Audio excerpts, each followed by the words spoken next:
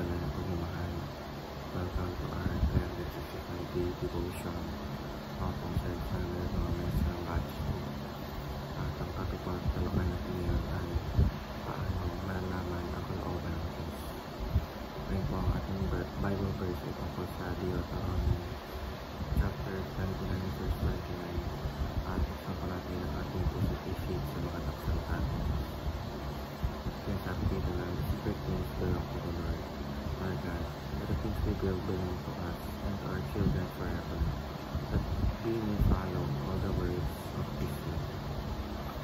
Or sa Tagalog, ang mga bagay na dinhin ay para sa Panginoon nating Diyos, ngunit ang mga bagay na hayat ay para sa atin at sa ating mga anak at pakailanman, upang ating magawa ang lahat ng mga salita ng kautusan ito. Teaching number 1. God has revealed everything we need to know. Hindi lahat ng bagay ay pinaalam ng Diyos dahil nahiwaga na siya lamang ang nakakaalam. Pero ang mga bagay na kanyang pinahayag sa pamamagitan ng kanyang salita ay sapat upang gabayan tayo sa tamang pamumuhay, kaya hindi natin kailangan alamin ng lahat ng sikot. Kaya iniyalit ng sikreto ng Diyos, sapat na ang kanyang pinakita upang tayo sumunod at mamuhay ayon sa kanyang kalooban.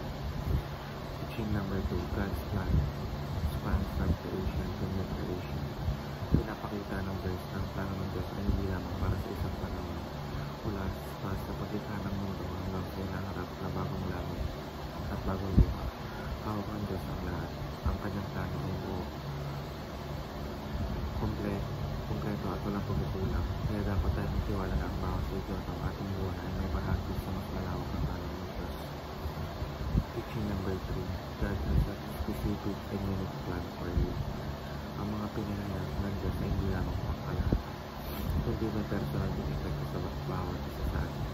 Ibig sabihin mayroon ang natamang ganyan ng Diyos para sa buhay. Hindi aksidente ng pagkatao, pamilya, trabaho o mga karanasan. Ang lahat ng ito ay bahagi ng plano ng Diyos na espesyal at angkop para sa iyo. Application, so kung I know God's will, read the Bible, for it is God's revealed truth commands and will. Ang Biblia ang malinaw na pagpapahayag sa katotohanan ng Diyos. Naroon ang kanyang mga utos, paalala at pangako. Application number 2, listen to the Spirit's leading and stay at the center of God's will. Ang banal na Espiritu ang tungkol sa atin upang maunawaan ang nais ng Diyos, ating makita, vision at kilos. Kapag bukas ang ating puso sa Kanya, makakaramdam tayo ng kapayapaan at pagsumbay kung ano ang dapat gawin. Application number 3, pray continually in every situation to discern God's will. Sa pananalangin, nakikipag-usap tayo sa Diyos at nahinayaan na ipakita ang kanyang kagustuhan. Ang tuloy-tuloy na pananalangin ang tumutulong sa atin na maging sensitibo sa kanyang direksyon at panatiling nakaayon sa kanyang plan. Yun lamang po ang aming devotion.